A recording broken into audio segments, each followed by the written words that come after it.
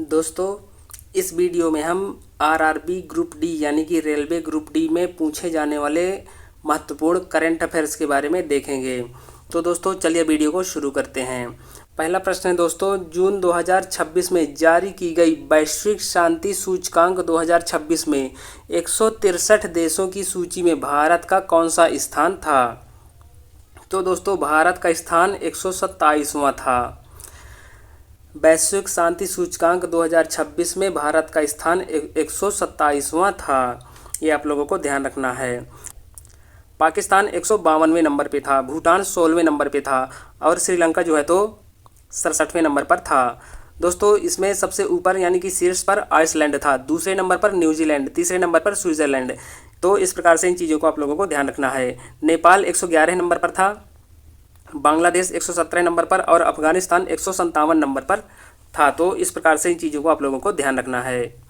अगला प्रश्न है, भारत में ग्लोबल साउथ का पहला प्रमुख वैश्विक एआई इम्पैक्ट शिखर सम्मेलन कहाँ आयोजित किया गया है? तो इसका राइट आंसर हो जाएगा दोस्तों नई दिल्ली। पहला प्रमुख वैश्विक एआई इम्पैक्ट शिखर सम्मेलन नई दिल्ली में आयोजित किया गया था। दोस्तों 16 फरवरी से 20 फरवरी के बीच इसको आयोजित किया गया था। किसने आयोजित किया था? तो सूचना प्रौद्योगिकी के द्वारा आयोजित किया गया था।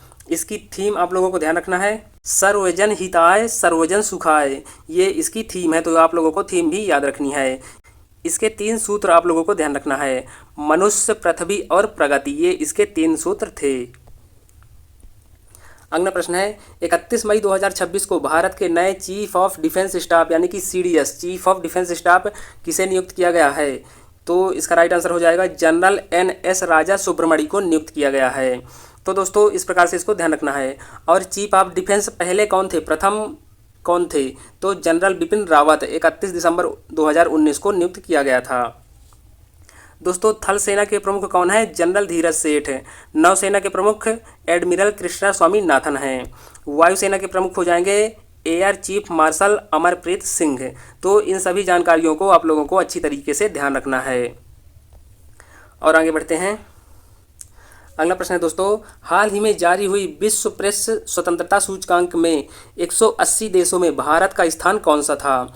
विश्व प्रेस स्वतंत्रता सूचकांक में 180 देशों की लिस्ट में भारत का कौन सा स्थान रहा? तो भारत का स्थान था दोस्तों 157वां। इसमें सबसे ऊपर नॉर्वे था, यानी कि शीर्ष पर जो है तो नॉर्वे था, उसके बाद नीदरलैंड, उसके बाद एस्टोनिया और आखिरी में 180 नंबर पर इरिट्रिया था। दोस्तों पाकिस्तान इसमें 153 नंबर पर था, बांग्लादेश 152वें नंबर पर था और चीन जो है तो 178वें नंबर पर था। तो इनको भी आप लोगों को याद रखना है। अब दोस्तों यहाँ पर हम पद्म पुरस्कार के बारे में जान लेते हैं। पद्म पुरस्कार 2026 में 131 लोगों को दिया गया है। पद्म विभूषण 5 लोगों को दिया गया है और पद्म भूषण जो है तो 13 लोगों को दिया गया है। पद्मश्री 113 लोगों को दिया गया है और इनमें जो है दोस्तों तो 19 महिलाएं भी शामिल हैं, ये भी ध्यान रखना है आप लोगों को। पद्म विभूषण मरणोपरांत 2 जन को दिया गया है, धर्मेंद्र और वीएस अच्युतानंद। इन दोनों को पद्म विभूषण जो है तो मरणोपरांत दिया गया है। इनके अलावा 3 लोगों को और दिया गया है, केटी थॉमस, एन राजम और पी नारायणम। तो इनको जो है तो आप लोगों को अच्छे से ध्यान रखना है। अगला प्रश्न है, हाल ही में इलेक्ट्रॉनिक्स और सूचना प्रौद्योगिकी मंत्रालय द्वारा परम शक्ति सुपर कंप्यूटर को आईआईटी मद्रास ने लॉन्च किया है। इस बात को दोस्तों आप लोगों को ध्यान रखना है। परम शक्ति सुपर कंप्यूटर को किसने लॉन्च किया है? तो आईआईटी मद्रास ने लॉन्च किया है। यह कितने पेटाफ्लॉप्स क्षमता वाला स्वदेशी सुपर कंप्यूटर है? तो दोस्तों 3.1 पेटाफ्लॉप्स क्षमता वाला यह स्वदेशी कंप्यूटर है। तो इसको भी आप लोगों को याद रखना है। अगला प्रश्न है दोस्तों, यहाँ पर हम खेलो इंडिया ट्राइबल गेम्स के बारे में समझ लेते हैं। ये 2026 में पहला हुआ है, यानी कि इसकी शुरुआत ही 2026 में हुई है। इसका आयोजन 25 मार्च से 3 अप्रैल 2026 तक छत्तीसगढ़ के 3 शहरों में हुआ है, रायपुर, जगदलपुर और सरगुजा में किया गया था। इसका शुभंकर मोरवीर था, जिसका मतलब आदिवासी साहस और शक्ति का प्रतीक है। इस प्रकार से इन चीज़ों को आप लोगों को ध्यान रखना है। इसमें शामिल खेल देख लेते हैं, एथलेटिक्स, तीरंदाजी, फुटबॉल, हॉकी, तैराकी, भारोत्तोलन और कुश्ती। ये इसमें 7 खेल शामिल हुए थे। ये जो 7 खेल हैं, एथलेटिक्स, तीरंदाजी, फुटबॉल, हॉकी, तैराकी, भारोत्तोलन और कुश्ती, ये पदक स्पर्धाएं थी। 2 खेल ऐसे थे जिनमें कोई भी पदक नहीं दिया गया है, मलखम्ब और कबड्डी। ये सिर्फ प्रदर्शन के लिए थे। मलखम्ब और कबड्डी में कोई भी पदक नहीं दिए गए हैं, बाकी इन खेलों में पदक दिया गया है। तो इस बात को भी आप लोगों को ध्यान रखना है। इसमें सबसे शीर्ष पर रहा कर्नाटक। इसने जो है तो 23 स्वर्ण पदक जीते, 8 रजत पदक और 7 कांस्य पदक। इस प्रकार से कुल पदक 38 जीते। दूसरे नंबर पर था उड़ीसा, तीसरे नंबर पर झारखंड। अगला प्रश्न है दोस्तों, हाल ही में न्यू डेवलपमेंट बैंक का 10वां सदस्य कौन सा देश बना है? न्यू डेवलपमेंट बैंक यानी कि एनडीबी, न्यू डेवलपमेंट बैंक का 10वां सदस्य कौन सा देश बना है? तो उज्बेकिस्तान। 9वां सदस्य था अल्जीरिया, 8वां मिस्र, 7वां सदस्य था संयुक्त अरब अमीरात। इस प्रकार से इनको याद रखना है। न्यू डेवलपमेंट इसमें शामिल टोटल देश हैं ब्राज़ील, रूस, भारत, चीन, दक्षिण अफ्रीका और बांग्लादेश। इसके अलावा उज्बेकिस्तान, अल्जीरिया, मिस्र, संयुक्त अरब अमीरात। तो इन सभी देशों को आप लोगों को ध्यान रखना है। बांग्लादेश 2021 में शामिल हुआ था और उज्बेकिस्तान जो है तो 2026 में, अल्जीरिया 2025 में, मिस्र 2023 में और संयुक्त अरब अमीरात 2021 में। इस प्रकार से इनको आप लोगों को ध्यान रखना है। न्यू डेवलपमेंट बैंक की स्थापना 2014 में ब्रिक्स देशों के द्वारा की गई थी। इसका मुख्यालय शंघाई, चीन में है। दोस्तों यहाँ पर ब्रिक्स की बात आई है तो थोड़ा ब्रिक्स के बारे में समझ लेते हैं। ब्रिक्स की स्थापना दोस्तों 2006 में हुई थी। ब्रिक्स पहले ब्रिक था, BRIC। बी से ब्राज़ील, R से रसिया, I से इंडिया, C से चाइना। ये 4 देश ब्रिक्स की स्थापना किए थे। ये साउथ अफ्रीका 2010 में जुड़ा था। 2010 में साउथ अफ्रीका जुड़ गया था, तो ये ब्रिक्स हो गया। तो इन ब्रिक्स के देशों ने मिलकर एनडीबी बैंक की स्थापना की थी 2014 में, न्यू डेवलपमेंट बैंक की स्थापना की थी। तो दोस्तों ब्रिक्स में शामिल देश ब्राज़ील, रसिया, इंडिया, चाइना, साउथ अफ्रीका, मिस्र, इथियोपिया, ईरान, संयुक्त अरब अमीरात, इंडोनेशिया, सऊदी अरब। तो इतने देश शामिल हैं। ब्रिक्स देशों की पहली अनौपचारिक बैठक 2006 में हुई थी और ब्रिक्स देशों की पहली औपचारिक शिखर सम्मेलन 2009 में हुआ था। तो इनको आप लोगों को ध्यान रखना है। अनौपचारिक बैठक 2006 में हुई थी और औपचारिक शिखर सम्मेलन 2009 में हुआ था। इनको भी आप लोगों को ध्यान रखना है।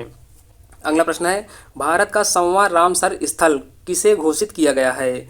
इसका राइट आंसर हो जाएगा दोस्तों, जयप्रकाश नारायण पक्षी अभ्यारण्य को भारत का 100वां रामसर स्थल घोषित किया गया है। जयप्रकाश नारायण पक्षी अभ्यारण्य को 5 जून 2026, 5 जून क्या होता है, विश्व पर्यावरण दिवस होता है। तो इसी दिन जयप्रकाश नारायण पक्षी अभ्यारण्य को भारत का 100वां रामसर स्थल घोषित किया गया है। यह गंगा नदी के पास बनी एक प्राकृतिक गोखुर झील है। यह दोस्तों उत्तर प्रदेश के बलिया जिले में स्थित है। जयप्रकाश नारायण पक्षी अभ्यारण्य उत्तर प्रदेश के बलिया जिले में स्थित है। अगला प्रश्न है, महिला प्रीमियम लीग यानी कि WPL 2026 में चौथा संस्करण हुआ था। ये खिताब किसने जीता है? तो रॉयल चैलेंजर बेंगलोर ने जीता है। रनर अप टीम रही है दिल्ली कैपिटल। दोस्तों इस खेल में ऑरेंज कप जो है तो स्मृति मंधाना को दिया गया है। ऑरेंज कप सबसे ज़्यादा रन बनाने वाले व्यक्ति को दिया जाता है। स्मृति मंधाना ने सबसे ज़्यादा 377 रन बनाए थे 9 मैचों में। और पर्पल कैप सोफी डिवाइन को दिया गया है। ये गुजरात जायंट्स टीम से खेलती हैं। इन्होंने 9 मैचों में 17 विकेट लिए हैं। तो ऑरेंज कप सबसे ज़्यादा रन बनाने वाले को दिया जाता है और पर्पल कप सबसे ज़्यादा विकेट लेने वाले को दिया जाता है। इस खेल की थीम थी खेल इमोशन का। इसको भी आप लोगों को ध्यान रखना है। दोस्तों यहाँ पर हम IPL के बारे में भी जान लेते हैं। 2026 में IPL का 19वां संस्करण था। इसमें रॉयल चैलेंजर बेंगलुरु जीती थी। Gujarat Titan runner up team रही है। इसमें ऑरेंज कप वैभव सूर्यवंशी को मिला है और पर्पल कप जो है तो कगिसो रबाडा को दिया गया है। अगला प्रश्न है दोस्तों, रेलवे सुरक्षा बल RPF का नेतृत्व करने वाली पहली महिला कौन है? RPF का नेतृत्व करने वाली पहली महिला कौन है? तो सोनाली मिश्रा हैं। वह मध्य प्रदेश कैडर की 1993 बैच की भारतीय पुलिस सेवा की अधिकारी हैं। अगला प्रश्न है, भारत की पहली पूरी तरह सौर ऊर्जा से चलने वाली ATM वैन किस बैंक ने लॉन्च किया है? तो त्रिपुरा बैंक ने इसको लॉन्च किया है। ATM वैन किस बैंक ने लॉन्च किया है? तो त्रिपुरा ग्रामीण बैंक ने लॉन्च किया है। यह त्रिपुरा ग्रामीण बैंक द्वारा नाबार्ड और PNB के सहयोग से शुरू की गई है। इसका उद्देश्य है दोस्तों ग्रामीण क्षेत्रों में हरित ऊर्जा और वित्तीय समावेश को बढ़ावा देना है। अगला प्रश्न है, दुनिया के पहले खरबपति कौन बने हैं? तो ये राइट आंसर हो जाएगा एलन मस्क। किस क्षेत्र की पारंपरिक और सदियों पुरानी लकड़ी की हस्तकला जसदान पटारी को आधिकारिक तौर पर भौगोलिक संकेतक यानी कि जीआई टैग दिया गया है? तो ये राजकोट की है, राजकोट गुजरात की। जसदान पटारी राजकोट गुजरात में लकड़ियों की हस्तकला है, तो इसको आप लोगों को ध्यान रखना है। यह सागौन की लकड़ी से बना एक संदूक या बक्सा होता है जिस पर पीतल या तांबे की बारीक धातु की नक्काशी की जाती है। अगला प्रश्न है, Russian grand sand master cup 2026 का खिताब जीतने वाले पहले भारतीय कौन बने हैं? तो इसका राइट आंसर हो जाएगा सुदर्शन पटनायक। इसका आयोजन रूस के कैलिनिनग्राद में हुआ था। इसकी थीम थी वैश्विक वार्मिंग और जलवायु परिवर्तन। अगला प्रश्न है, हाल ही में भारतीय नौसेना के 48वें उप प्रमुख कौन बने हैं? भारतीय नौसेना के 48वें उप प्रमुख यानी कि वाइस चीफ कौन बने हैं? तो इसका राइट आंसर हो जाएगा एएन प्रमोद। वायुसेना के उप प्रमुख हैं एयर मार्शल आशुतोष दीक्षित। थल सेना के उप प्रमुख हैं लेफ्टिनेंट जनरल संदीप जैन। अगला प्रश्न है, 77वें गणतंत्रता दिवस यानी कि 26 जनवरी 2026 को मुख्य अतिथि कौन थे? तो दोस्तों एंटोनियो कोस्टा और वर्सुला वान डेर, ये दोनों ही गणतंत्रता दिवस 2026 में मुख्य अतिथि थे। एंटोनियो कोस्टा यूरोपीय परिषद के अध्यक्ष हैं, वर्सुला वान डेर लेन यूरोपीय आयोग की अध्यक्ष हैं ये। इसमें दोस्तों आप लोगों को थीम याद रखना है वंदे मातरम के 150 वर्ष। अगला प्रश्न है, विश्व योगासन चैंपियनशिप 2026 में शीर्ष पर कौन सा देश था? तो इसमें शीर्ष पर अपना भारत देश था। भारत ने 114 पदक जीते, कुल 114 पदक जीते, जिसमें 102 स्वर्ण पदक जीते, 9 रजत और 3 कांस्य। दूसरे नंबर पर था जापान, तीसरे पे अर्जेंटीना और चौथे नंबर पर सिंगापुर था। मेजबानी भारत में हुई है, भारत के गुजरात प्रदेश के अहमदाबाद शहर के एका एरिना में। तो इसको आप लोगों को ध्यान रखना है। इसका शुभंकर था वीर द लायन। अगला प्रश्न है, फीफा 2026 विश्व कप की संयुक्त मेजबानी किन देशों ने की है? तो दोस्तों ये सभी इसका राइट आंसर हो जाएगा कनाडा, मैक्सिको और संयुक्त राज्य अमेरिका, ये तीनों देश संयुक्त मेजबानी किए हैं। तो दोस्तों कोई भी चीज़ आपको लंबे समय तक याद रखने के लिए करना होगा रिवीजन, तो रिवीजन करते रहिए अच्छे से। फीफा का पूरा नाम हो जाएगा federation international D football association. इसकी स्थापना 1904 में जूरिंग में हुई थी। इसका हेडक्वार्टर जूरिंग स्विट्जरलैंड हो जाएगा। दोस्तों इस वीडियो का ये आखिरी क्वेश्चन है, नीति आयोग के नए उपाध्यक्ष कौन बने हैं? तो दोस्तों नीति आयोग के नए उपाध्यक्ष का नाम है अशोक कुमार लाहिड़ी। इसके अध्यक्ष प्रधानमंत्री होते हैं, यानी कि अभी इस समय नरेंद्र मोदी हैं। इसकी स्थापना 1 जनवरी 2015 को हुई थी। मुख्यालय नई दिल्ली में स्थित है। इस प्रकार से दोस्तों इन सभी प्रश्नों को आप लोगों को याद रखना है। ग्रुप डी के लिए बहुत महत्वपूर्ण प्रश्न है। जानकारी अच्छी लगी हो तो चैनल को सब्सक्राइब करें और वीडियो को लाइक करें। जय हिंद।